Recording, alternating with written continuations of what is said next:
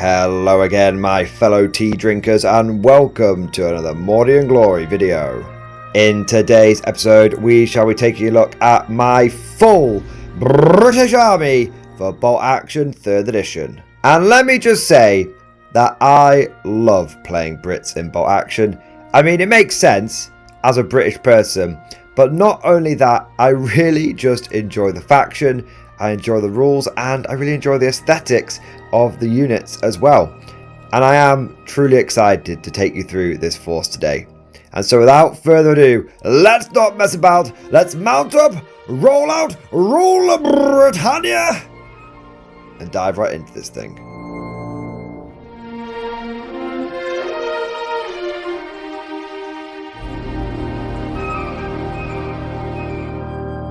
Now, before we get into the main meat and potatoes of this video, I just want to say a huge thank you.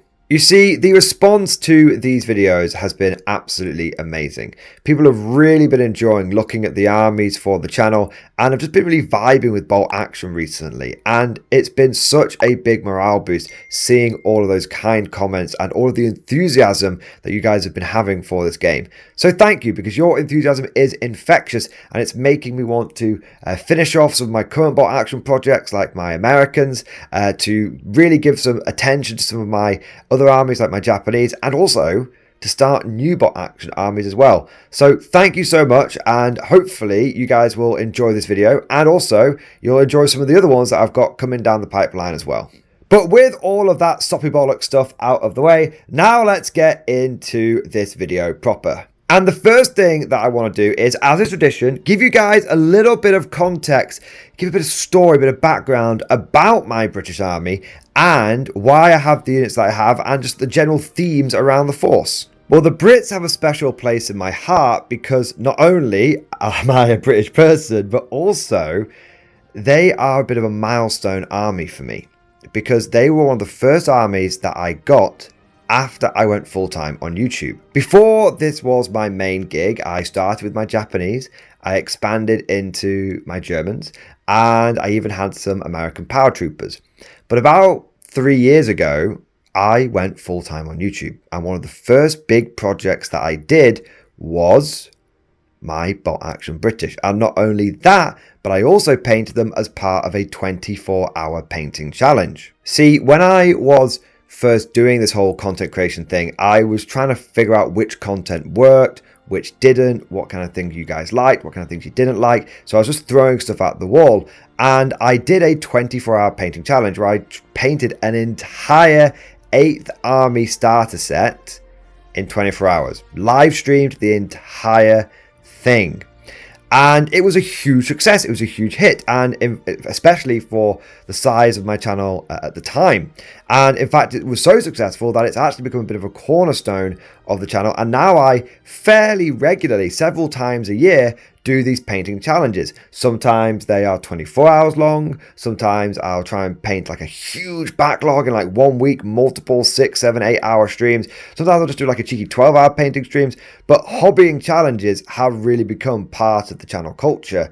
And that never would have happened if it hadn't been for the incredible response that I had to painting an entire British Army within 24 hours. But with all of that said, now let's get into the units themselves. And after we've done that, I might chat a little bit about why I picked the 8th Army and why I ended up going with a desert-themed army. So that explains why the British have a special place in my heart, but it doesn't explain why I went with a British army, and also why specifically I went with a desert-themed army like the 8th. Well, it's fairly natural for me to want a British army as a British person. I just have that connection to the models. There's that historicalness to them.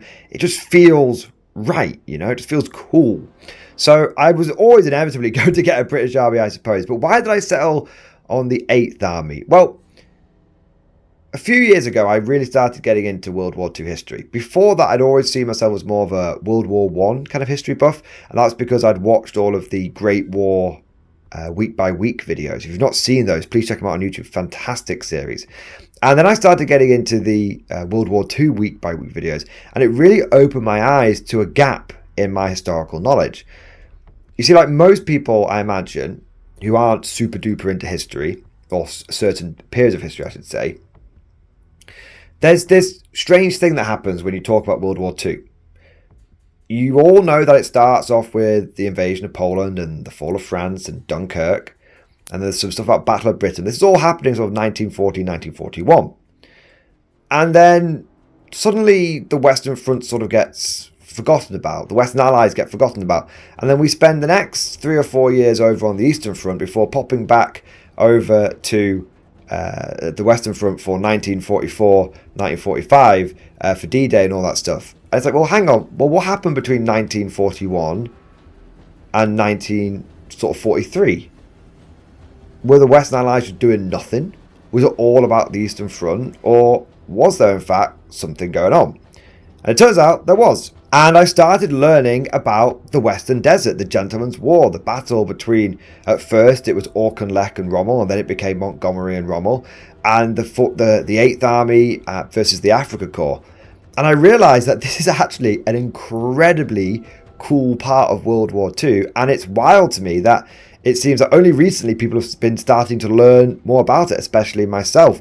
And the evolution of the fighting forces there, starting off with a lot of these sort of mid-war, even interwar, early war tanks, which were sort of struggling through the desert, and then how things like the Lee and the Sherman came along, and then those eventually also got replaced by other British homemade designs. There's actually a lot of evolution and adaptation on both sides over in the Western Desert, and it's a very, very interesting period of the war. But like I said, I knew nothing about it, but the more and more I started to read about it, the more that I realised this was definitely where I wanted my British Army to be based. And then, when I actually saw the models made by Warlord Games for the 8th Army, I completely fell in love. And I'm not just saying this because I'm biased. I am biased, but I mean this truthfully. I think that the infantry, especially for the Commonwealth and the 8th Army, the plastic infantry that you can get for the Brits, are some of the best sculpts that Warlord have ever made. We'll be getting a close-up of them in just a moment. But the fact that you've got all the Lee Enfields, everyone's got bayonets on the end of their rifles, and they're very dynamic. Everyone's sort of running forward. There's lots of action poses. They just are stunning models, and I absolutely love them. And with that pretty ringing endorsement, I suppose I probably should now dive into the units themselves. So let's start off with the Infantry Corps. Because every day in the Corps, it's like a day on the farm. Every meal a banquet, every paycheck a fortune, every formation a parade. I love the Corps. So these are not the Commonwealth infantry. These are the 8th Army infantry. Now, you might be saying, Mordian, what's the difference? Well, Warlord, because that's just such a fantastic company, actually makes 2 different kits for desert-themed British troops.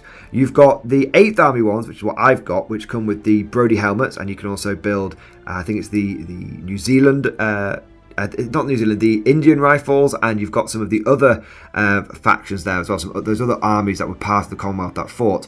But then you've also got the actual Commonwealth infantry as well, which come with exactly the same weapon options and everything, but they come with like the slouch hats for the Anzac forces. And so it's really, really cool that they've actually got essentially 2 boxes to really, really show off the fantastic and eclectic mixture of forces and nations that came together and worked together to win the Western Desert. Now, if we really get low down on these models, you can see what is the best bit about them. It is, of course, the battle shorts. I am telling you right now, any army that does not go into battle wearing shorts is just frankly inferior. It just is. It's if you could choose to go into battle wearing goddamn shorts, fashionable shorts, or not, what would you pick? You're going to pick the shorts every time. Just knees front to the enemy, lads. Knees front to the enemy. Our knobbly knees shall intimidate them. I just love them, man. Do you know what I like about these models as well? They sort of give me similar vibes to the Japanese infantry, where they are incredibly active looking. If you look, most of the sculpts that you've got here are actually running sculpts. You've got like 1 or 2 standing still, 1 or 2 lying down, but the majority of the sculpts are men running forward, bayonets fixed to rifles, and it just gives the army a real sense of movement.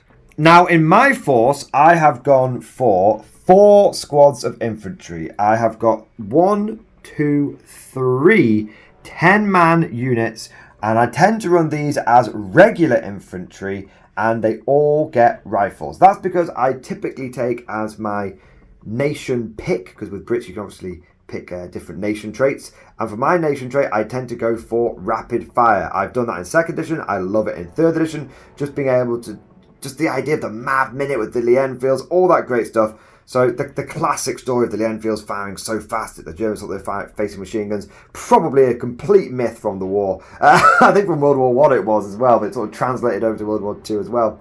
But just the idea of just rapid fire, bolt actions, very, very cool. And anyone who's watched my channel know that I'm a big believer in the infantryman and his rifle. So the fact that my infantry have got shorts out, bayonets fixed, and bolt actions, one of the most iconic bolt actions as well, the Lee Enfield, goddammit, I had to have 3 squads of these things. And I never, ever, ever leave home. Like literally not even once. I never leave home without taking these 3 10-man squads. They are one of the main reasons that I enjoy this faction. Just bricks and 10-man regular infantry armed with rifles, balls and bayonets. My 4th squad of infantry is a little veteran squad. So we've just got 5 veterans here. I've tried to make them look like veterans by giving them some additional equipment. So not only has the NCO got an officer's hat, who knows where he's got that from, but we've also got a couple of other guys with SMGs, and we've got the couple of riflemen in the squad. We've given them some extra equipment, like I think those are actually technically spare mortar rounds, but let's not ask him what he's using them for. Probably as improvised hand grenades. And we've also got a guy with his trusty pickaxe. So I tend to use these guys as just a veteran squad, and just the extra equipment, it's just there to differentiate them. They tend to pootle around in one of the Bren carriers. Now that covers the main infantry corps. Let's go over to some of the support weapons. So we have got a couple of artillery pieces. Well, I'll say artillery. We've got a 25 pounder. Brilliant unit in bolt action. Any British person, any person who's thinking of collecting Brits, I recommend that you get at least one of these things, probably 2. Fantastic piece. It can function as a light howitzer, which is for a lot of normal games, unless you're going super janky tournament stuff, a 25 pounder, a light howitzer, that's all you need. But what's really good about it is it can also be a light anti-tank gun. It does both. And it only costs, I think, 5 points more than a regular light howitzer.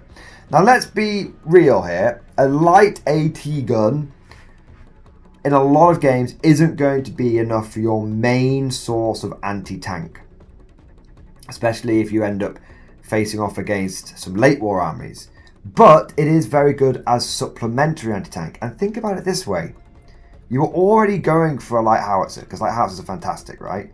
You're already going for one of those. So why not spend 5 points more and end up with one that can, in a pinch, at least give your opponent pause for thought with some of his heavier tanks. And if you come across a lot of light tanks, and there is a bit of a light tank spam going around bolt action at the moment, a light anti-tank gun actually is a genuine threat against one of those things. We've then got the medium anti-tank gun here. I actually quite like my medium anti-tank gun. I have found it always to be surprisingly well performing. A lot of people poo-poo the medium anti-tank guns that are on infantry platforms rather than on tanks, but the last time I used this thing, it one-shot a tiger. It is one of the cheapest ways to get some serious anti-tank in your list with a proper range, and now in 3rd edition it's got the anti-tank rule. It hits on 3s. I do like my medium AT gun. It's not a unit that I'm super duper duper excited about, but it's a unit that when I take a moment to reflect upon has rarely let me down. We've also got a couple of other weapon teams here. 1 medium machine gun. Love this thing. The good old Vickers. War-called Vickers. Hose them down, boys. And then we've got the ubiquitous, the almost mandatory medium mortar. Can never leave home without a medium mortar. I've also got a light mortar because more HE equals good. And then I've got a single anti-tank rifle. And I love this anti-tank rifle because it is called the the boys anti-tank rifle. So you can like boys, boys, boys whenever you fire it. Finally, rounding out the infantry, we have got some officers. So these are my support officers, my liaison officers. So we've got an artillery observer here. This is one that I made from spare bits from the plastic 8th Army Infantry. And then I've got my air observer. This is Air Liaison Biggles. He's there in his RAF blues. And he's got his map, and he's going to be calling in Algie or Ginger to come and do a strafing run of some sort. I've then got a medic at the end here with the stretcher, and then this guy in the middle. Now he's just sort of he's a radio operator. I use him for a number of different things. He's either like an extra bod as like a spare rifleman if I ever need another one, or whether it's for a squad or for an officer, or I sometimes use him as another artillery observer. If I'm feeling fruity and I want double arty observer, I'll use him. And then we've got the other officers. Now we have got my officer with his Webley revolver. I mean, come on.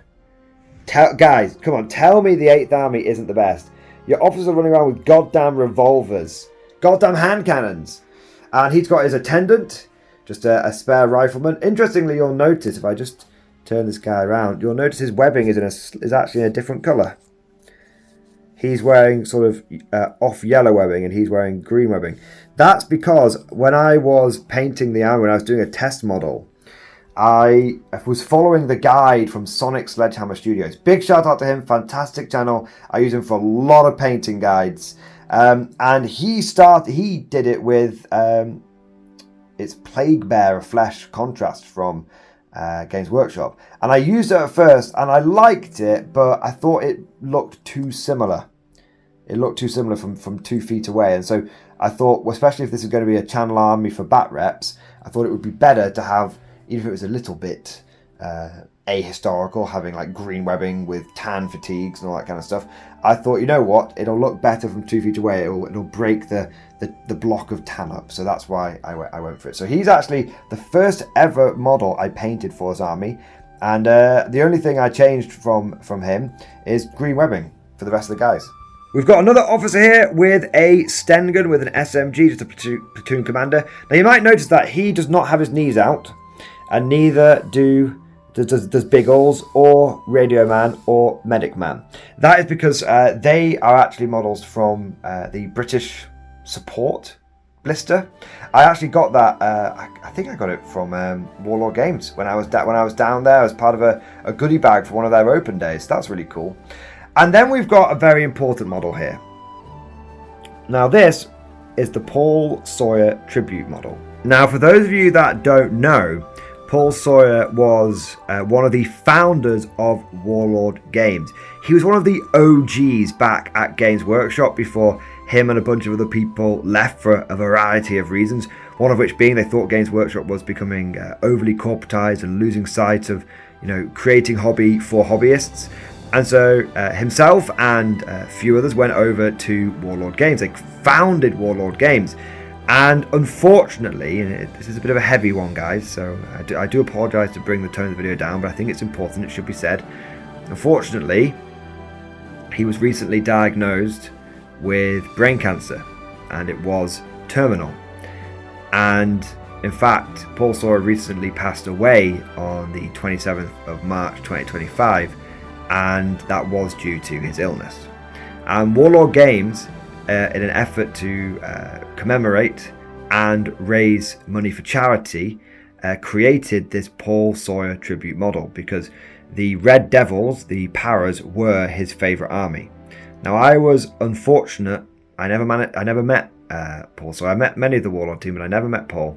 But I bought this model because I just wanted to say a big thank you to him for the incredible impact that he has had on the hobby, and just to say that I'm truly sorry to hear his passing and that he will be missed.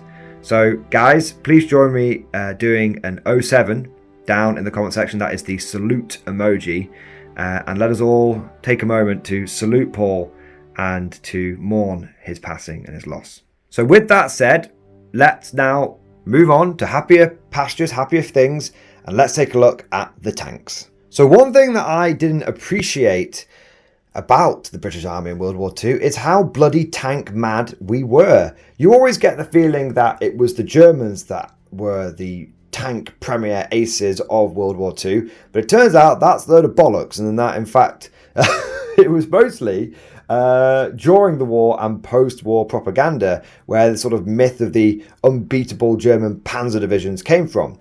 In fact, it was the Allies that nearly always outnumbered the Germans in terms of using their tanks. In fact, at one point during the war for the Western Desert, the Brits had something like 400 tanks to Rommel's 30 or 40. And what's really cool about British tanks is the evolution that they went through, especially in the Western Desert. At first, we started off with a bunch of early war and interwar models that weren't really appropriate for for the desert conditions, but we struggled through, and then we ended up buying a whole bunch of American ones like the Lee and the Sherman before swinging back round and using a lot of our own late war designs such as the Cromwell, the Churchill and the Valentine. And I have tried with the tanks that I have got to actually reflect that in my motor pool. So starting off over here, we have my favourite tank of World War II. There is no ifs, ands or buts. Yeah, sure, Panzers are great. Yeah, sure, T-34s are iconic. But the Matilda II, the Queen of the Desert, reigns supreme above all others. If you are looking at this vehicle and you don't think that it is sexually attractive, then I am sorry to tell you, but you must hand your bolt action card in. I don't know what it is about this thing. It's just perfect in every single way. Well, not quite every single way, because on the tabletop, it's a bit shit. So the thing with the Matilda is that it is an early war, sort of to mid-war tank that is a medium tank. Now, if you're playing early war, mid-war specific battles, the Matilda can actually shine because it's got that armor 9 when most other people are running around with armor 7 or armor 8 at best. And it only has a light anti-tank gun, but that's okay because it's typically only facing off against vehicles which are armor 7 or armor 8. The problem is that most people in bot action don't, especially when they're playing pickup games, don't really limit themselves to sort of one theatre or one time period because it's a game. We're here to have fun, so let's have fun. And so you end up finding that your poor Matilda 2 is trying to take on bloody Panzer IVs and Panthers and King Tigers and all sorts of mad bollocks. And unfortunately, it ends up being a little bit outclassed. But to be fair, that's exactly what happened to the Matilda.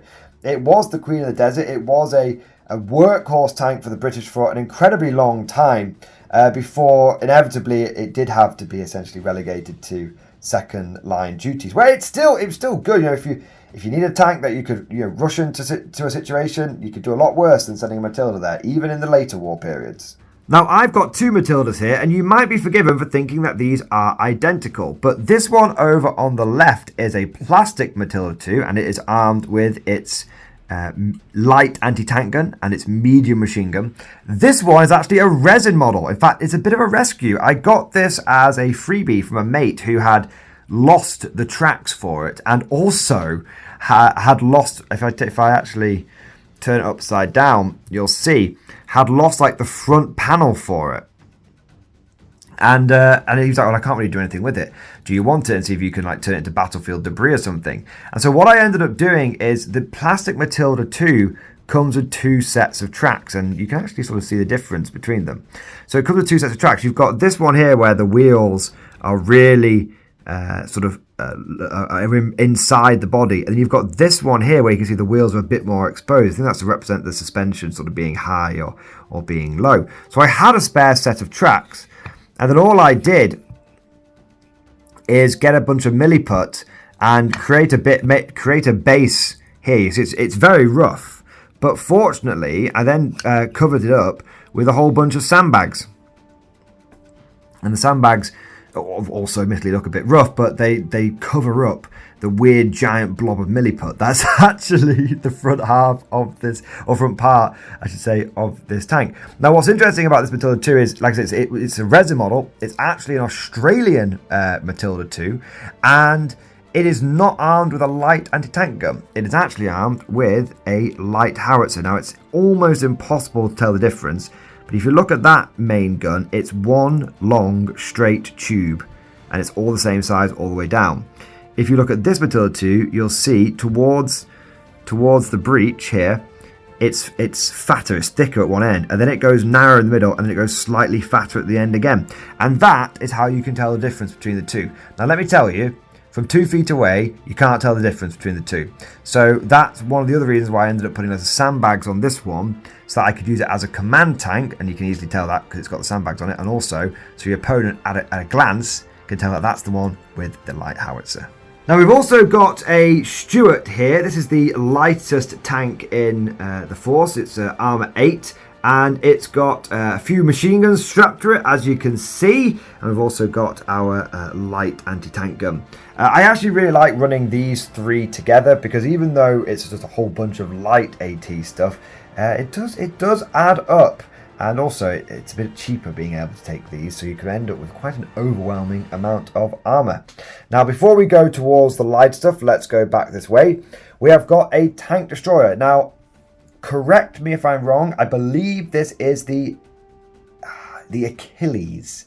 I think it's the M10 Wolverine, which essentially, when the Brits bought it and renamed it, they called it the Achilles. I might be misremembering that. If I am, please tell me down in that comment section. You guys know I'm always open-minded, and I always appreciate learning new stuff, especially about bot action and about history. Now, so that's a tank destroyer. It's only, I think it's only armor 7. You know, it's very, very lightly armored, but it does have a very big anti-tank gun on there. I think it's at least a heavy anti-tank gun. It might even be higher than that. We've also got a Sherman. Can't go wrong with a Sherman. I have Shermans in pretty much every single one of my allied armies. Hell, I'm even thinking of getting a Sherman for the Soviets as part of Lend-Lease. Although, admittedly, I don't really need any more medium tanks, my Soviets. But yep, got a Sherman. And this is actually one of, if not the first, tanks that I bought for my Brits.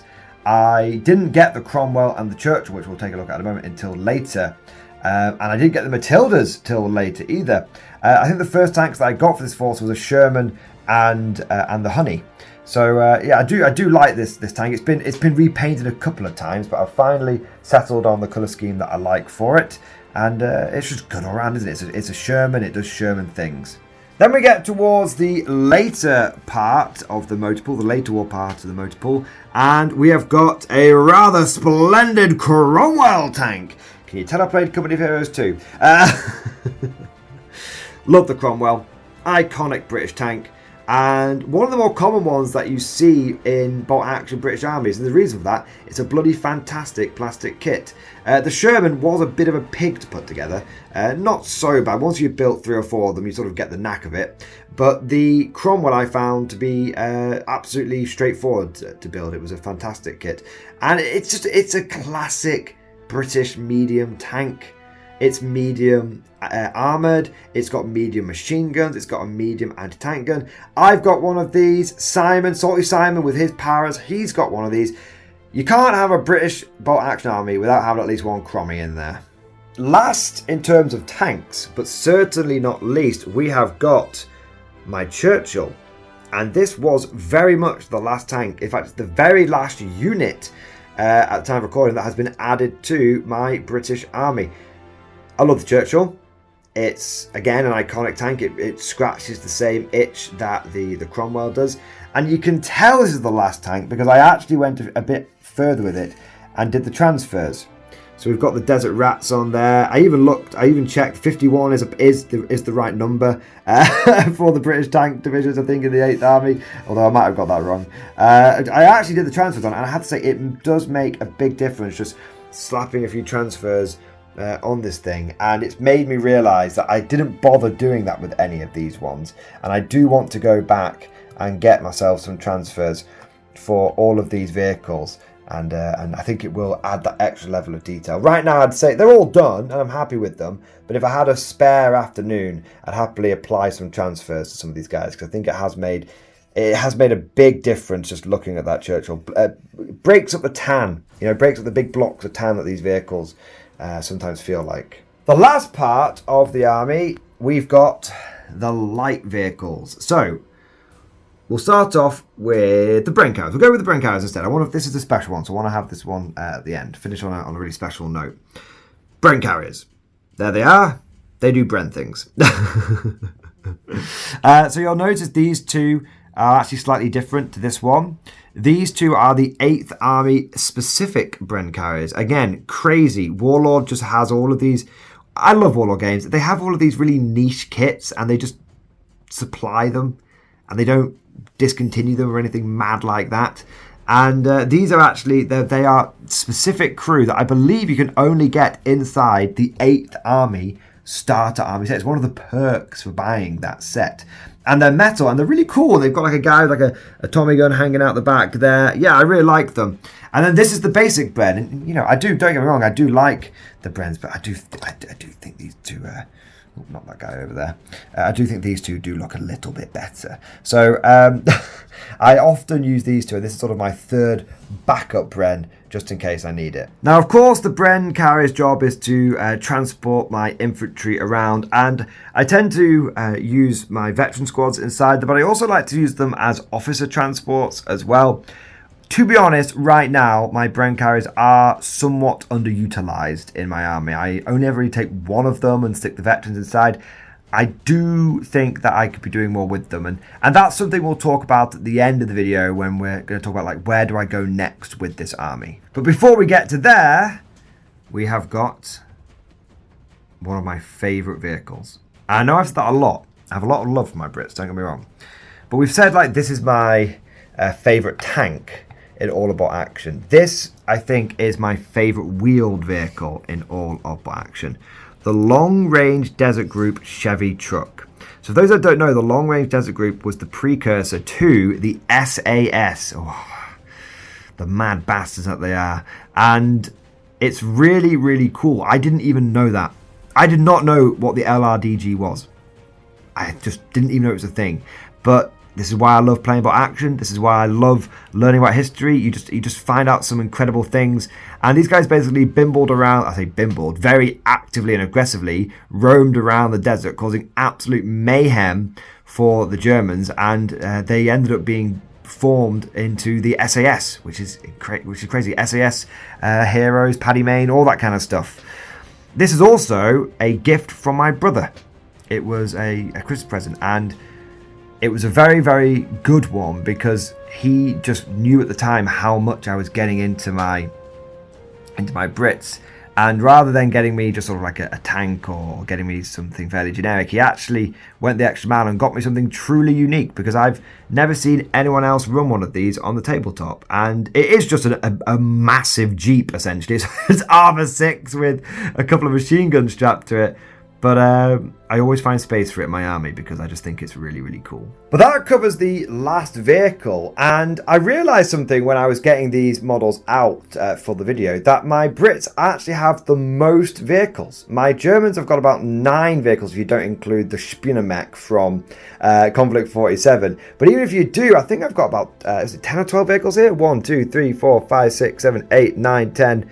11. There you go. So however you slice it, my Brits actually have the most vehicles out of any of my bolt action armies. And in truth, I'm not really feeling the need to get any more for the army. I've got a bit of everything. I've got my mid-war tanks, my early war tanks, I should say. I've got my mid-war American stuff, and then I've got my late-war British stuff. I've got all the transports I could possibly want, the variety of armour I want. I've got tank destroyers. I've got ones with howitzers. Realistically, I could run both of those howitzers if I want. It's very difficult to tell the difference between them.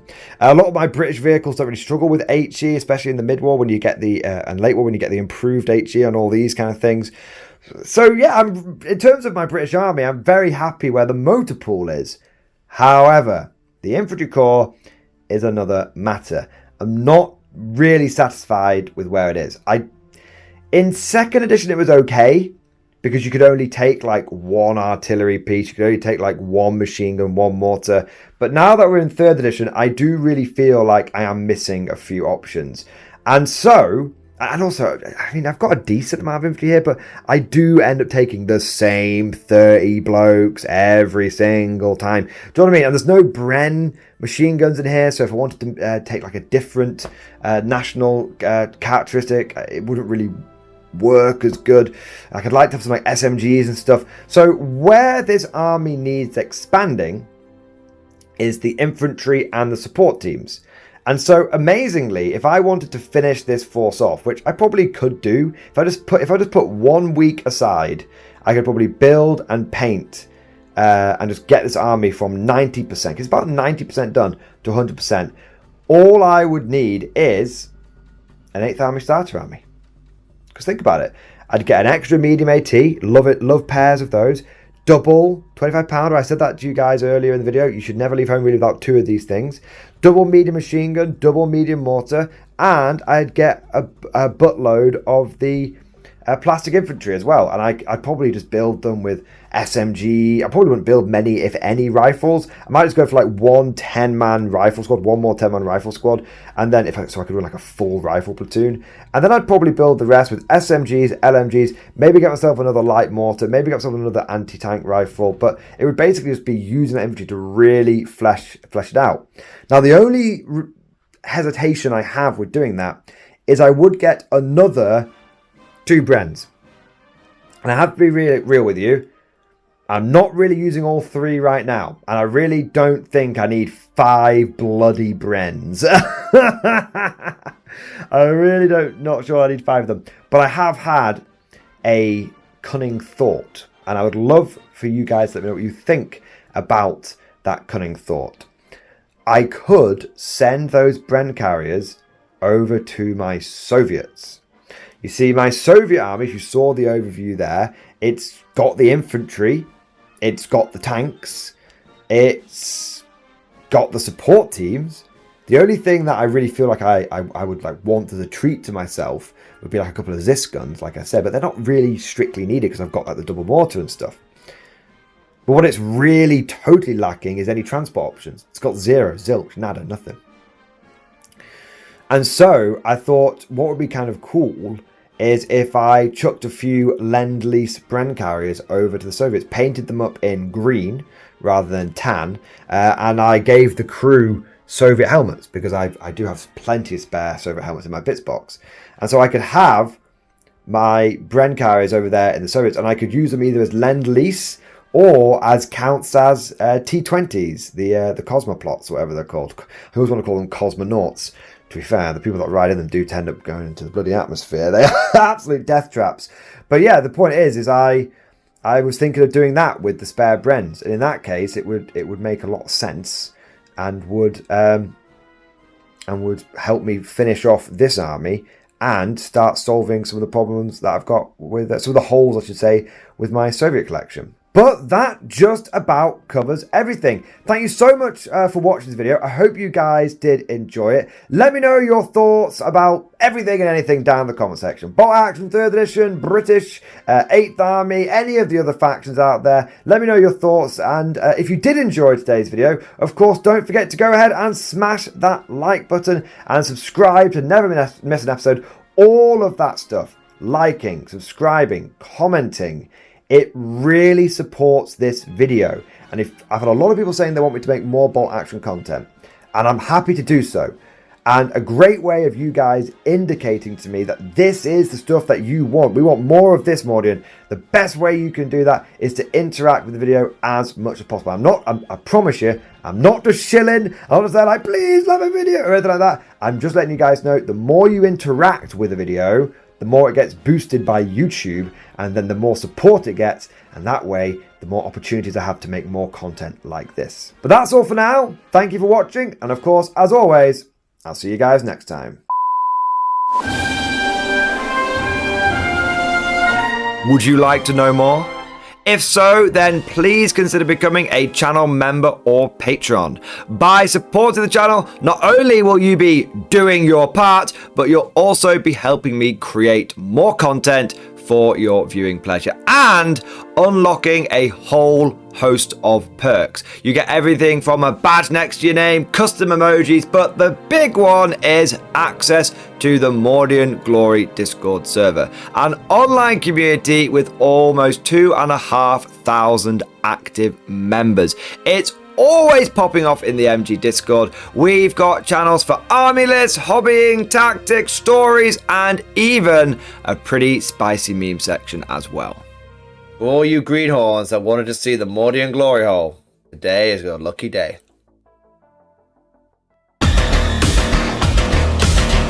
And joking aside, I do want to say a massive thank you to all of the current channel members and patrons. You guys are amazing. Truly the lifeblood of the channel. I could not do Mordian Glory full time without the incredible and generous support of my members. So thank you guys so much. And last but certainly not least, I want to say a personal thank you to all of my top tier Patreons. These are the War Masters, the people who have truly gone above and beyond the call of duty. So a heartfelt thank you to Alex Dengal, Bon Vert, Lord Pryor, Mark Panconi, RJ Scorpion, Swordfish Trombone, Try Again Bragg, John Stubbs, Nick Walsh, Diesel Fox, and August Barney. Seriously, guys, thank you from the bottom of my heart. Your support is incredible and it makes a huge difference. Thank you so much. That's all for now. Hope you've all enjoyed today's video. And of course, as always, I'll see you guys next time.